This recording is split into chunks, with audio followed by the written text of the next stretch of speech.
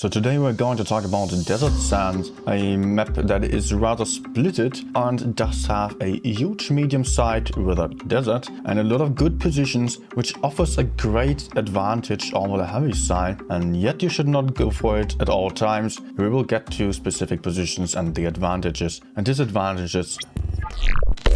So firstly, I want to mention here that this map, as you probably know, does have the train tracks in the middle, just separating the medium side from the heavy side here and really making sure that you do not run away easily. I do not like this map design, I've got to say, because you cannot really have that kind of dynamic gameplay and fight from side to side.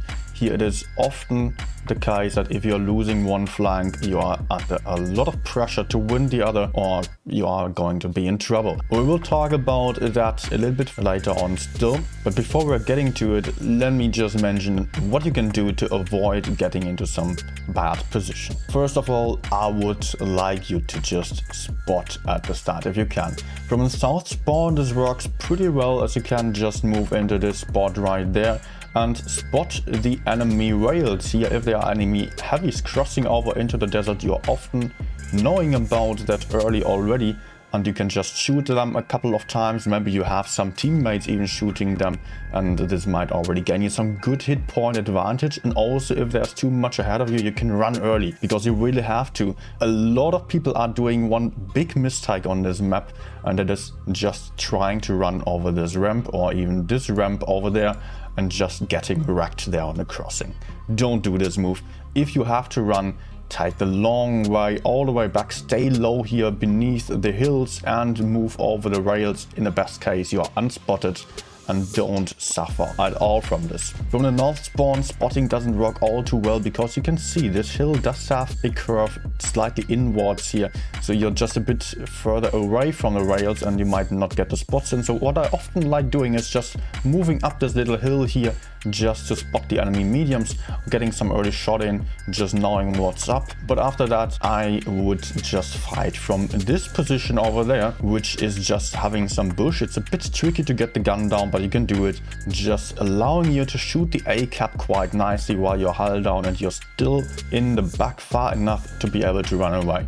The same for the other spawn here from the south spawn for some slower medium tank, or in some situations even heavy tank. I like going for this move over here, this little hill that also allows for good shots into the A area, also allowing you to shoot the plane area in both situations here, which is some very nice thing to have, which can be very nice for the case that enemies are getting aggressive there. But talking about the plane area, that's exactly where I would want to go if the setup and my spots allow me to get aggressive here, because this plane area does offer for the high ground, as you can then, moving in there, you can shoot down onto enemies that are in the back, and you have some really nice position. You have a huge map control, and enemies will really struggle against your hull down tank that is even above, so they can just barely see your turret while you can see their entire tanks. Another move to keep in mind, that if you are having an advantage early on, if you're seeing you're having 3 mediums against only 2, then I would just go really aggressive at the start, push over to the enemy hill like this, or from the other side like this, and try to spot enemy mediums that are potentially running away. If they are doing so, then you can spot them in the back and already delete a lot of hit points early on. Make sure you're not wasting any time in the desert, because the enemies might just want to push the city side then, as they are having all the tanks there.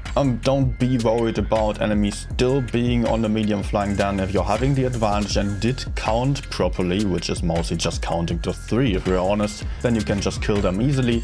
If your teammates are sleeping, you will have to fall back, but it is okay, you're having a tank more, just don't die. But before we are getting to the main advantage of the desert, I want to talk through the other positions for other tanks, so you know how the map is multiplying out, so that you can just make the best use of it. Quick interruption here, guys. If you think this video is helpful, then don't forget to smash that like button. Leave a comment with your favorite position, just even if it is to boost the algorithm, and maybe even share it with someone who might need it, because it's not the kind of content that will get thousands of views without your help. Make sure it reaches out to the people that will need this the most.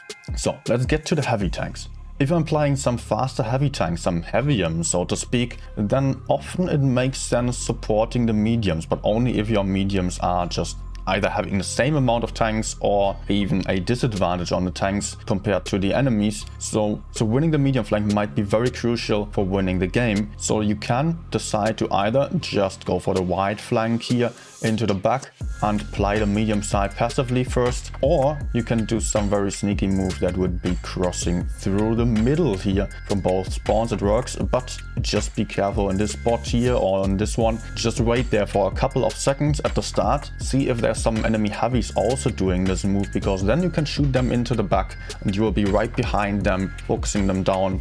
If you are the first one to move in and there's some TD support from the rear, then you might really be in a lot of trouble and you might die immediately. Definitely to be avoided. But once you are able to do this move, then you can push into the medium side with full aggression and just kill the mediums as quickly as possible. You're having the hit points on a heavy tank and the enemies won't really go for you. They will go for your teammate mediums. So you are just YOLOing with all you have. But just don't do this move if your mediums are not fighting and running away already, because you do not want to end up in the desert all alone. You will easily get circled. So let's talk about the heavy side now before getting back to the desert. The heavy side here is often a very chaotic brawl in the sea area, with lots of tanks just being in close combat, fighting off each other and crossfiring from lots of different angles. So this is a very tricky situation here if you're getting too aggressive too early, especially with the wrong tank. What I like doing here mostly is going for the house in the back here a little bit. It's still aggressive enough to just go for early shots, or even shoot the sea area if you are just getting back a little bit and you are very safe also from enemies potentially flanking through the middle.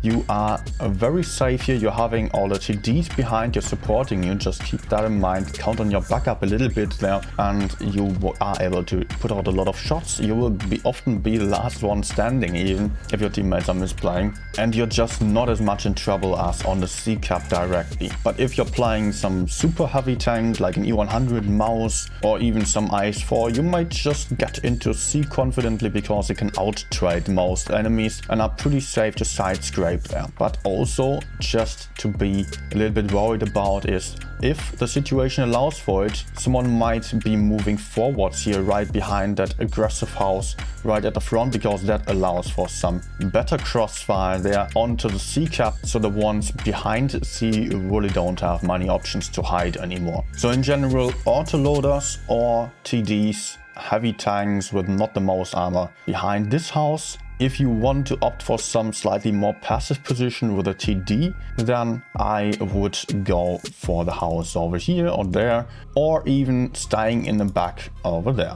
What I do not want to do is camp in the back here with a TD.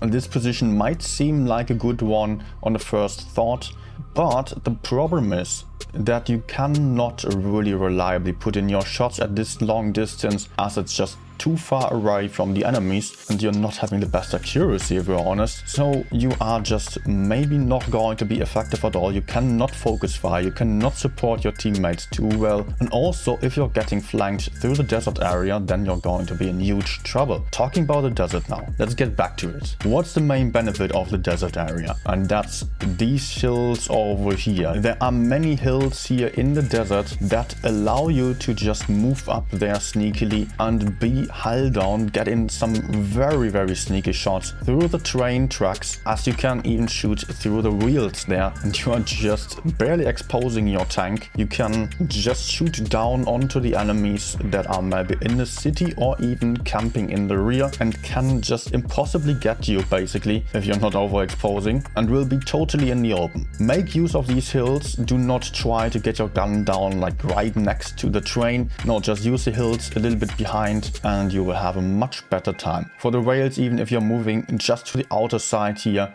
or over there, then you also have a good option of getting your gun down to shoot the enemies from behind. And that's what the biggest problem about the seaside is here, that if you're getting stuck there because there are lots of TDs in front of you and lots of big heavy tanks, then you are getting shot from behind and you might not be able to push forward. forwards.